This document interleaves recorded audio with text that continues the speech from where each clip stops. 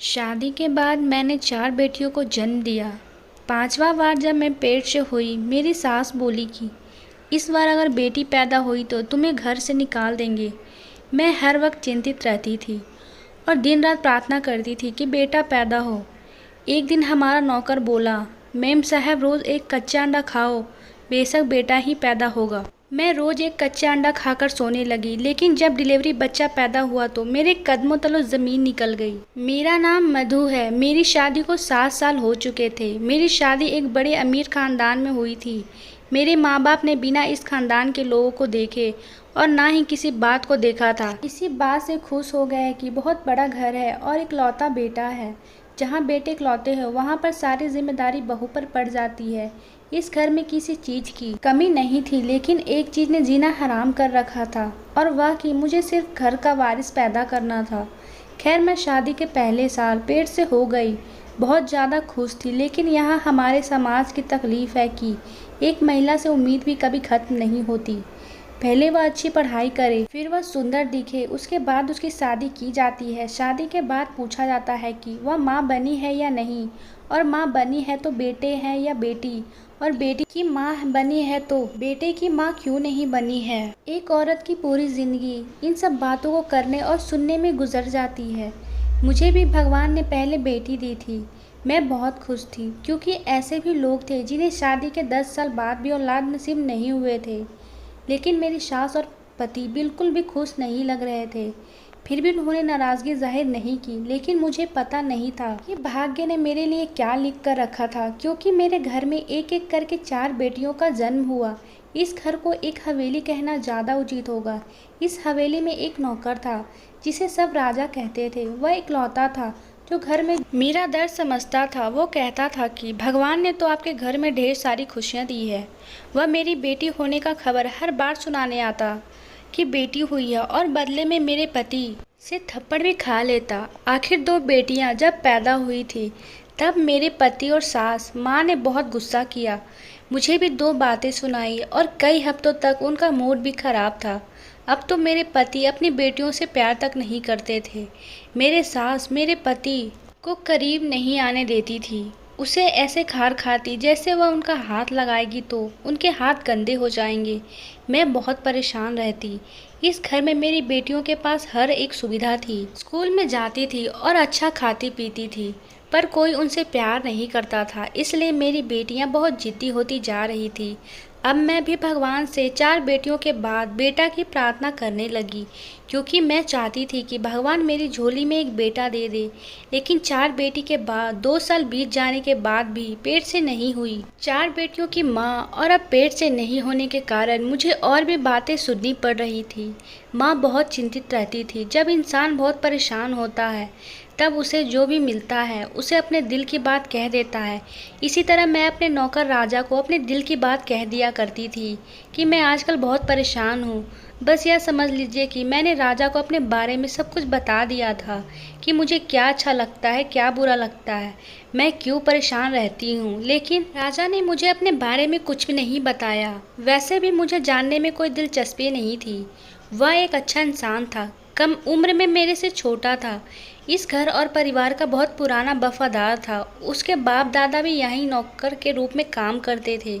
मैंने दिन रात प्रार्थना की, मन्नत मांगी और फिर भगवान ने आशीर्वाद दिया। मैं 5वीं बार पेट से हुई। मैं बहुत खुश थी, क्योंकि भगवान ने मुझे में फिर से एक नई उम्मीद जगा दी थी। अगर ऐसा ना होता तो बहुत बुरा हो जाता। जब भी मैं पेट से थी तब मेरे पति और सास पूरे 9 महीने तक आराम से पेश आते थे। उन्हें आशा थी कि सब कुछ ठीक हो जाएगा और भगवान हमें एक बेटा देगा। एक दिन मैं अपने कमरे में बैठी थी कि सास मेरे कमरे में आई और पहले मेरी तबीयत के बारे में पूछा और फिर मुझसे बोली, देखो अगर इस बार भी तुम्हें बेटा नहीं हुआ तो हमें कुछ ऐसा करना होगा जिसकी तुम्हारी उम्मीद नहीं होगी। मैंने पूछा कि आप क्या कह रही हैं, क्या करेंगे आप? मेरे सास ने कहा कि हम तुम्हें घर से निकाल देंगे। मैं बहुत परेशान हो गई और मेरी आंखों से आंसू बहने लगे। मैंने कहा, इस घर के अलावा मेरा है कौन? मेरे माता पिता तो इस दुनिया में नहीं रहे, भाई बहन भी कोई नहीं। अगर आप मुझे घर से निकाल देंगे तो मैं अपनी बेटियों को लेकर कहाँ जाऊँगी। और मेरी सास ने कहा, यह हमारा प्रॉब्लम नहीं है, इसलिए दुआ करो कि तुम्हें इस बार बेटा ही पैदा हो। अगर तुम्हें बेटा पैदा हुआ तो तुम इस हवेली में रानी बनकर राज करोगी। तुम्हें बहुत ज़्यादा खुश रखूंगी। तुम्हारी बेटी और तुम जो चाहोगी तुम्हारे सामने पेश किया जाएगा। लेकिन तुम्हें बेटा नहीं हुआ तो तुम्हें आसमान से उठाकर जमीन पर फेंक दिया जाएगा। बाद में अपने बेटे की दूसरी शादी करवा दूंगी। मैंने तुम्हें 4 मौके दिए थे। अगर 4 मौके के बाद भी तुम्हें हमारे खानदान का वारिस नहीं दे पाई तो यह तुम्हारी गलती है। मेरे सास के मन में जो चल रहा था उन्होंने मुझे सुना डाला, या यह भी कह डाला अगर बेटा नहीं हुआ तो अपने चारों बेटियों को लेकर तुमको यहाँ से जाना होगा। परेशान हो गई। वह इस तरह कैसे जालिम हो सकती है। अच्छी तो है, मेरे सास कभी भी ना थी, लेकिन इतना जुल्म यह लोग मेरे साथ कैसे कर सकते थे। राजा को मैंने कुछ देर पहले जूस बनाने को कहा। वह शायद मेरे कमरे में आ रहा था, तब उसने मेरे सास की बातें सुन ली और मुझे रोते हुए देख लिया। वह मेरे कमरे में आया तब इस तरह से रो रही थी कि मैं अपने आप को रोक नहीं पा रही थी। राजा ने जूस को टेबल पर रख दिया और हाथ बांध के मेरे सामने खड़ा हो गया। उसने अपना सिर झुका लिया, मेरे सामने खड़ा हो गया। मैंने बहुत साफ कह दिया। वह बोला, मेम साहब मैंने सब कुछ सुन लिया है। यह बहुत निर्दयी लोग हैं। इनके बाप दादा भी ऐसे ही थे और खानदान में एक बद्दुआ है कि कई कई साल तक इनके घर में बेटा नहीं होता है। बड़ी मेम साहब को शादी के 10 साल बाद ही हुए हैं। मैं हैरान हूँ कि मेरे सास 10 साल बाद भी जब माँ नहीं बन पाई थी तब उन्हें क्या महसूस हुआ होगा। वही जो मुझे महसूस, क्यों मेरी दर्द को समझ नहीं पाई। मैंने तो उस घर को औलाद दिया था। बिल्कुल ही अजीब है। राजा बोला, मेम साहब मैं आपको बताता हूँ, यह बड़ा पुराना उपचार होता है। हमारे बड़े और बुजुर्गों का भरोसा है इस इलाज पर, और सिर्फ रात को सोते समय एक कच्चा अंडा आपको खाना है। मैं शर्त लगा कर कहता हूँ आपको बेटा ही होगा। मैंने राजा से कहा, यह तुम क्या कह रहे हो, ऐसे बेटा कैसे पैदा हो सकता है। राजा ने कहा, मैम साहब जब इतना कुछ कर लिया वह भी करके देख लीजिए। अगर बेटा पैदा नहीं हुआ तो मेरा नाम बदल के रख दीजिएगा। अमीर लोगों का यह बहुत बड़ा दोष है। बहुत परेशान होते हैं, बिना शिक्षित लोगों को और समझने की सलाह भी ले लेते हैं, और यह भी नहीं सोचते कि जो सलाह दे रहे हैं उनकी किसी काम है या नहीं, उनके पीछे कोई लॉजिक है या भी नहीं। मैंने भी राजा की बात मान ली और मैंने उसे कहा कि मैं रोज़ रात को कच्चा अंडा पीकर सो जाऊंगी। अगर मैं किसी दिन भूल जाऊं तो तुम मेरे लिए कच्चा अंडा लेकर आ जाना। राजा ने कहा, मैं यह काम अपनी जिम्मेदारी समझकर लूँगा और मुझे यकीन है कि इस बार आपको ज़रूर एक पुत्र की प्राप्ति होगी, फिर आप इस हवेली पर राज करेंगी। राजा ने जैसे कहा वैसे मैंने हर रात एक कच्चा अंडा पीना शुरू कर दिया। पहले तो मुझे बहुत अजीब लगा, लेकिन मुझे इसकी कोई परवाह नहीं थी किसका स्वाद कैसा है। यह करना जब काम था, पर मुझे किसी की तरह बेटी की माँ बनना था। मेरे जीवन का उद्देश्य बन गया था। अगर मैं किसी दिन भूल जाती तो राजा खुद मुझे दूध देने के लिए बहाने अंडा ला कर देता। मेरे पति को इस बात का पता नहीं था, लेकिन एक दिन के बाद मेरे पति को समझ में आ गई। मेरे पति ने देखा और बोला, अंडा तुम्हारे लिए आया है। तो मैंने कहा कि उबला हुआ अंडा। आपकी माँ ने कहा है कि रात को दूध के साथ एक अंडा खाया करो। मेरे पति हंसे और बोले, और साथ में यह भी प्रार्थना करो कि तुम्हें बेटा ही हो, नहीं तो खाना पीना तुम्हारे किसी काम नहीं आएगा। कभी कभी मुझे यह सोचकर बहुत दुख होता था कि मेरे पति मेरा साथ नहीं देते थे, मेरे लिए कुछ नहीं कर सकते, लेकिन कम से कम मुझे तसल्ली तो दे सकते हैं। अगर मुझे उनका थोड़ा सा साथ मिल जाता तो सुकून मिल जाता। लेकिन सच तो यह था कि मुझे उनसे कोई उम्मीद नहीं थी। उसने मुझे हमसफ़र नहीं समझा, उसने मुझे बच्चा पैदा करने का मशीन समझ रखा था। उसे मुझसे बेटा चाहिए था। मैंने प्रार्थना की कि इस बार मुझे बेटा ही पैदा हो, जिसको उसके हवाले करके मैं कह सकूं कि जो चाहिए था वह तुम्हें मिल गया है और मुझे तुमसे कोई शिकायत नहीं है, और हम पति पत्नी तो बस नाम के हैं। उस दिन का मुझे इंतज़ार था। मैं उससे यह कहना चाहती थी कि 5 सालों में मेरे अंदर बहुत नफरत भर गई थी। मैंने फिर किसी तरह से सब कुछ बर्दाश्त किया, क्योंकि मैं बेटियों की माँ थी। सच कहते हैं औरत की इज्जत मर्द से होती है। यदि वो एक बेटी की माँ बनती है तो उसे अधिक सम्मान प्राप्त होता है। एक दिन मैंने इस हवेली में कुछ बहुत ही अजीब घटित होते हुए सुना कि मेरे पति गुस्से से चिल्ला रहे थे कि राजा कहाँ है। पता चला कि वह घर पर नहीं था। पता नहीं वह कहाँ गायब हो गया। वह आज तक कभी ऐसे गायब नहीं हुआ था। आज मेरे गांव से बहुत ज़रूरी दोस्त आ रहे थे। मुझे इतने सारे काम हैं और यह कहाँ भाग गया। मैंने भी सोचने लगी आखिर राजा कहाँ गया। रात से पहले आ गया था। उसको मेरे पति ने बहुत डांटा मगर उसके घर के सारे काम समय रहते पूरे कर लिए। रात को जब वापस मैंने उससे पूछा कि तुम कहाँ गए थे तो उसने कहा किसी से मिलने चला गया था। लेकिन मुझे साफ लग रहा था कि वह झूठ बोल रहा है। जैसे कि राजा ने कहा था। हर रात अंडा पिया करती थी और साथ ही भगवान से प्रार्थना भी करती थी। मेरे साथ अक्सर लोगों से बात करते और कहती कि हाँ फिर से पेट से है, बस दुआ करो कि बेटा हो जाए, नहीं तो इस बार किस्सा तो मैं तमाम कर दूंगी। मैंने इस औरत को बहुत सहा है लेकिन मैं अपने पति से पूछा कि इस बार भी हमें बेटी हुई तो क्या तुम सच में मुझे घर से निकाल दोगे। 2 पल के लिए मेरी ओर देखा और इस दुनिया की सबसे अजीब बात कह डाली। वह बोले इस घर में मेरी माँ का हुक्म चलता है। अगर मेरी माँ कहेगी तो तुम्हें इस घर से जाना है तो मैं तुम्हें तलाक दे दूंगा। तो यकीन मानो तुम्हें इस घर से जाना ही होगा। मेरे पति इस बात को शांति से कह दिया था जबकि इस बातों से मेरे दिल के अंदर तूफान मचा था। लेकिन मैंने और कुछ नहीं कहा और ठीक है जैसा आपको ठीक लगे। आखिरकार ये तुम्हारी ज़िंदगी है, आपकी हवेली है और बच्चे भी तुम्हारे हैं। एक दिन मैंने कुछ ऐसा देखा कि मेरे पैरों तले ज़मीन निकल गई। रात का समय था, यह वही समय था जब राजा मेरे लिए अंडा लेकर आया करता था। आज उसने आने में देरी कर दी थी। मुझे नींद आ रही थी। मैं जल्दी खाना खाकर सोना चाहती थी।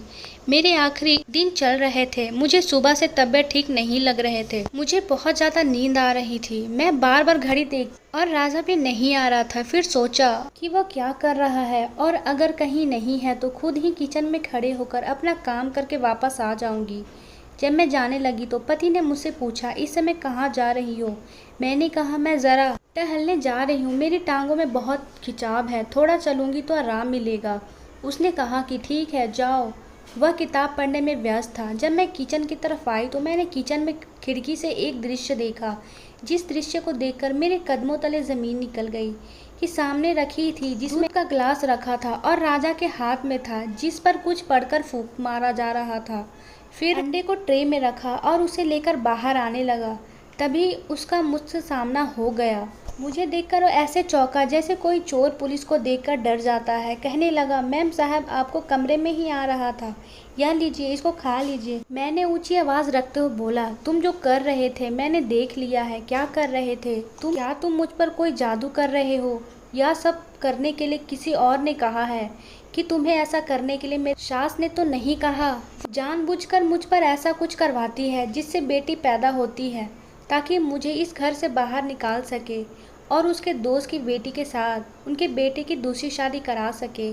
तुम तो परिवार के पुराने नौकर हो। तुम तो ज़रूर इन लोगों से मिले हुए हो।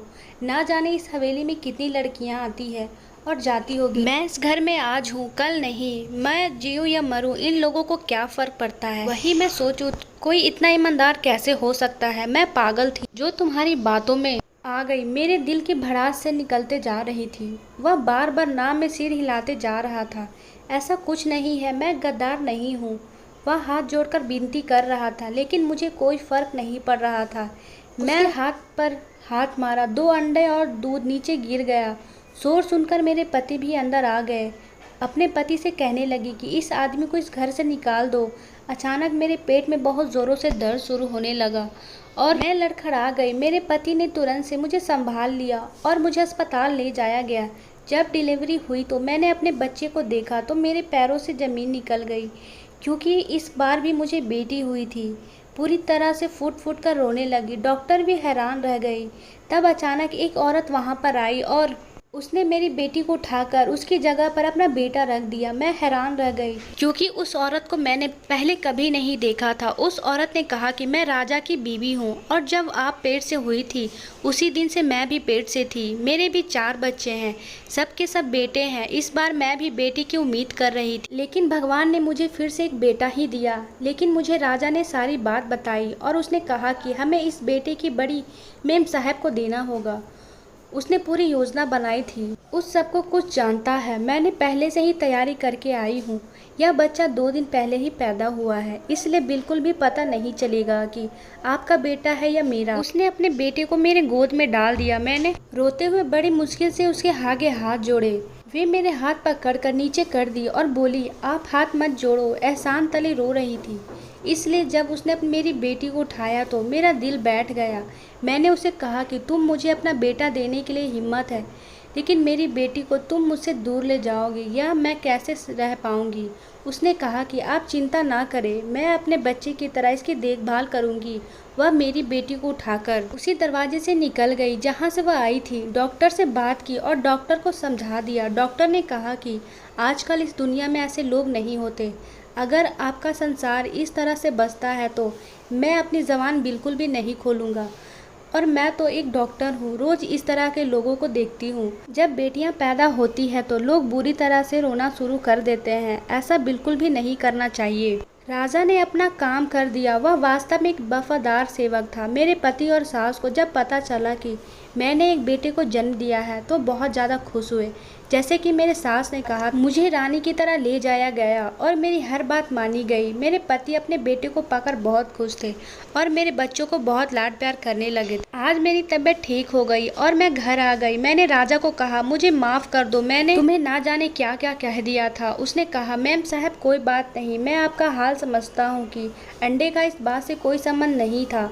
बस मैंने सोच लिया था कि अपने औलाद आपकी झोली में डाल दूंगा, मगर यह बात मैं आपसे पहले करता तो न जाने आप क्या सोचते। साथ में मुझे यह भी उम्मीद थी कि भगवान आपको बेटा देगा, लेकिन जब मुझे पता चला कि आपको बेटी हुई तो मैंने अपनी बीवी को फ़ौरन भेज दिया। मैं शादीशुदा हूँ, लेकिन मैंने यह बात कभी किसी को नहीं बताई। आपकी बेटी हमारे घर में सुरक्षित है और जब 4 बेटों के बाद में बेटी मिली तो जाहिर सी है कि वह हमारे घर की रानी बनकर रहेगी। आप चिंता ना करें, आपसे मिलवाने के लिए उसे लेकर आता रहूँगा। मेरे सास और पति को जो चाहिए था वह मिल गया था। मैं घर की रानी तो थी, लेकिन मेरे विचार बदल गए थे। उनको अपने जूते की नोक पर रखती थी, उनकी हर बात का जवाब देती थी और वह भी चुपचाप सुन लेती थी। फिर किस्मत ने करवट बदल दी और एक दिन मेरे साथ बहुत बड़ा हादसा हुआ। मेरी सास और मेरे पति की गाड़ी में बैठकर कहीं जा रहे थे। उनकी कार की एक्सीडेंट हो गया और वे दोनों इस दुनिया से चले गए। मुझे अपने पति के जाने का बहुत दुख हुआ था। हवेली की मालकिन थी, यह सारी हवेली मेरी हो चुकी थी। राजा और उसके बीवी बच्चों को गांव में से वापस बुला लिया और अपनी बेटी को अपने आंखों के सामने बड़ा होते हुए देखने के लिए उनको भी इसी घर में रहने के लिए कह दिया। और धीरे धीरे हमने गांव की सारी ज़मीन और हवेली बेच दी। हमने शहर में जाकर 2 घर बना लिए और घर में मेरे बच्चे रहते थे तो दूसरे घर में राजा और उसका परिवार रहता था। के साथ सभी बच्चे जवान हो गए तो मैंने अपने बेटे की शादी राजा की बेटी से करा दी। इस तरह मुझे मेरी छोटी बेटी भी वापस मिल गई। राजा ने अपना फ़र्ज़ बहुत अच्छे से निभाया था, सिर्फ मुझे मदद करके नहीं बल्कि इन बच्चों की परवरिश करने में भी हमारे बहुत मदद की थी। अब हम सब बहुत खुश हैं। आपको ये कहानी कैसी लगी कमेंट में ज़रूर बताएं और वीडियो अच्छी लगे तो लाइक करना ना भूलें और ऐसे ही वीडियो पाने के लिए चैनल को सब्सक्राइब कर लें। धन्यवाद।